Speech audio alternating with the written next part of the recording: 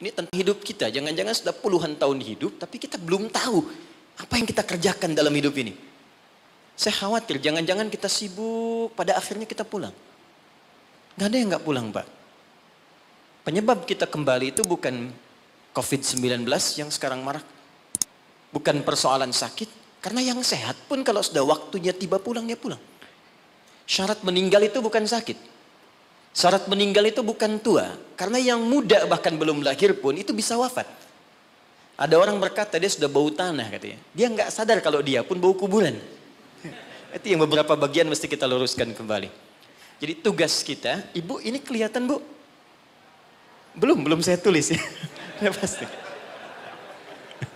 Oke. Tugas kita ada di bumi. Ini tuliskan. Kemudian di bumi kita diperintahkan mengumpulkan perbuatan baik, disebut dengan amal saleh. Ini poinnya. Amal saleh ini dibagi pada dua bagian. Ada yang sifatnya ritual untuk menunjuk hubungan kita dengan pencipta Allah Subhanahu wa taala. Disebut oleh para ulama untuk memudahkan dengan hablum minallah. Hablum itu garis tali. Minallah yang terhubung ke Allah. Ada amal soleh kita yang terhubung garisnya kepada Allah Subhanahu wa taala.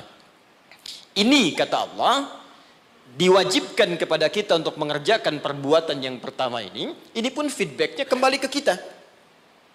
Contoh misal, kita ambil sholat. Contoh pertama, sholat hubungan kita langsung dengan Allah Subhanahu wa ta'ala. Saat kita mengerjakan sholat pun kata Allah, manfaatnya bukan untuk saya, kata Allah. Kembali lagi pada kita. Karena itu ketika Anda bertanya, kenapa saya mesti sholat ya Allah? Diperdengarkan 5 kali dalam sehari. Supaya kita paham betul bahwa manfaat sholat kembali pada diri kita lagi. Coba, dalam sehari bukankah kita mendengar kalimat yang disampaikan oleh seorang muadzin? Ya, apa artinya? Adzan? Adzan apa artinya?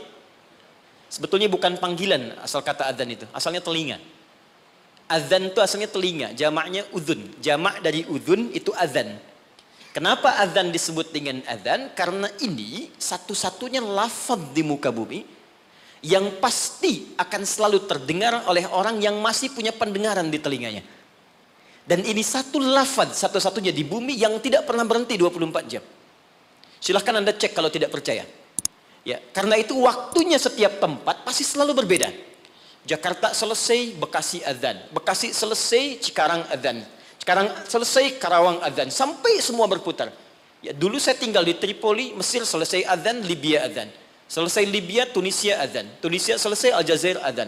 Maroko, sampai terus nyebrang. Ternyata 24 jam gak pernah berhenti. Dan dahsyatnya, itu dibagi di setiap waktu beraktivitas. Bangun tidur pertama, subuh. Subuh selesai, muncul siang, zuhur.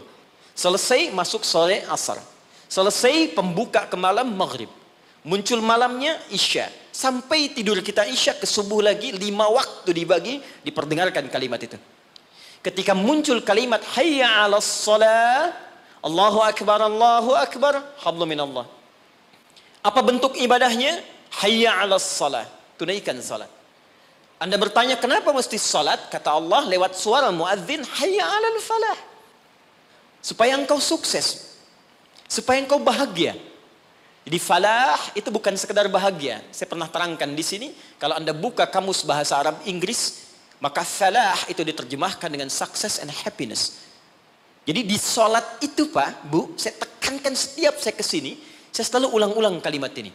Di dalam sholat itu, baik gerakannya, juga bacaannya, itu terkandung ajaran-ajaran, hikmah-hikmah, dan rahasia-rahasia bimbingan menuju kesuksesan dan kebahagiaan dalam hidup. Di gerakannya bukan gerakan asal-asalan. Makanya Nabi ketat mengatakan, kata Nabi, "Shallu kama ra'aitumuni usalli." Salatlah kalian persis seperti melihat saya salat. Ada seorang bernama Khalid bin Rafi Az-Zuraiqi.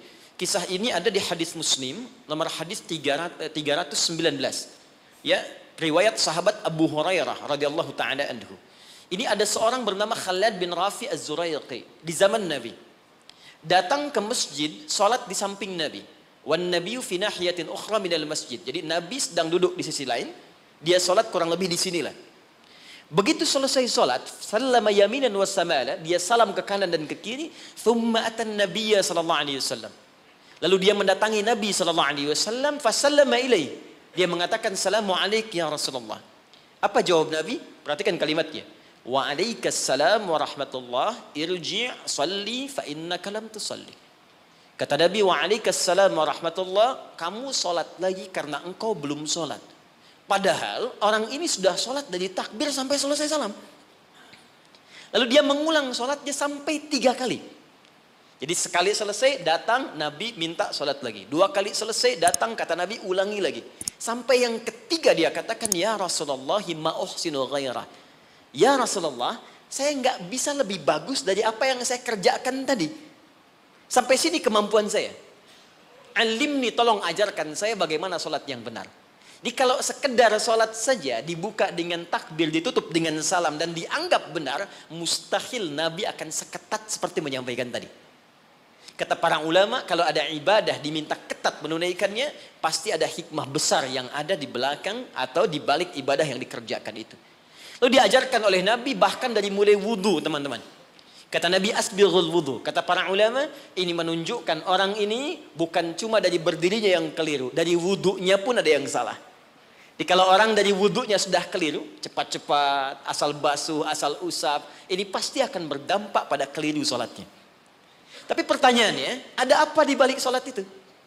Yang dahsyat, bahkan dari berdiri ini saja, kalau dipelajari dengan benar, itu ada bekal manajemen kehidupan yang sangat dahsyat. Dipraktekkan Abdurrahman bin Auf, hanya hikmah berdiri begini, 3 bulan jadi orang paling kaya nomor 3 di Madinah. Dan setahun jadi orang paling kaya nomor 1 di Madinah, yang kapaknya saja bahkan terbuat dari emas. Jadi bukan main-main.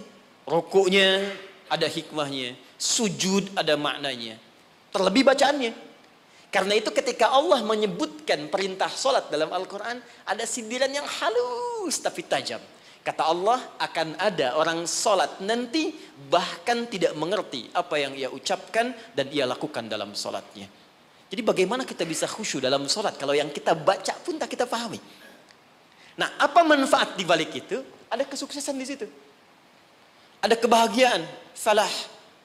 Nanti kalau saya turunkan lebih panjang lagi, tapi singkatnya, ketika kita diminta ibadah pun kepada Allah, hasilnya dikembalikan kepada kita. Jadi kalau orang dengar suara adzan, tahu bahwa sholat itu kunci kebahagiaan, mustahil ada orang yang malas untuk menunaikan sholat. Bukankah pemilik kebahagiaan Allah? Bukankah yang punya rizki Allah? Bukankah yang punya kedudukan Allah? Qulillahumma malikal mulki tu'til mulka man wa tanzi'ul mulka mimman. Katakan Muhammad pada hamba-hambaku, katakan Muhammad pada semua umatmu, aku yang punya kedudukan. Aku titipkan pada siapa yang aku kehendaki. Anda menginginkan kedudukan, Anda pengen jabatan, Anda pengen harta, Anda jauh dari Allah, ya bagaimana bisa meraihnya? Karena itu ketika Anda datang kepada Allah, Anda meminta petunjuk, ya Allah bagaimana cara aku mendapatkannya. Diberikanlah jalan lewat sholat itu. Makanya dalam sholat ada bacaan membimbing bagaimana dapat rizki yang benar. Warzuqni. Bagaimana supaya Anda kerja nikmat tidak diganggu banyak orang. Wajburni. Bagaimana supaya derajat kita diangkat. Warfa'ni. Bagaimana supaya dijaga kesehatan. Wa'afini. Bagaimana supaya mendapatkan kasih sayang dari teman-teman yang sekarang sedang kita bekerja. Karena boleh jadi Anda kerja, bagi Anda nikmat, bagi orang belum tentu. Karena itu nanti di fikih Quran, di manajemen bisnis dalam fikih Al-Quran, ada pernyataan begini. Ketika Anda sedang mengerjakan sesuatu yang besar, maka boleh jadi di sekeliling Anda pun mengincar hal yang sama yang sedang Anda kerjakan. Dan persaingan itu akan begitu ketat. Turunlah kemudian turunan-turunan yang ada di sekitaran itu. Siapa yang bisa menghentikan sifat iri hati di sekitaran teman-teman yang menginginkan proyek yang sama? Siapa yang bisa menghentikan hal-hal yang buruk yang mungkin menimpa ketika Anda mendapatkan tender yang sedang Anda kerjakan? Jika Anda tidak datang kepada yang punya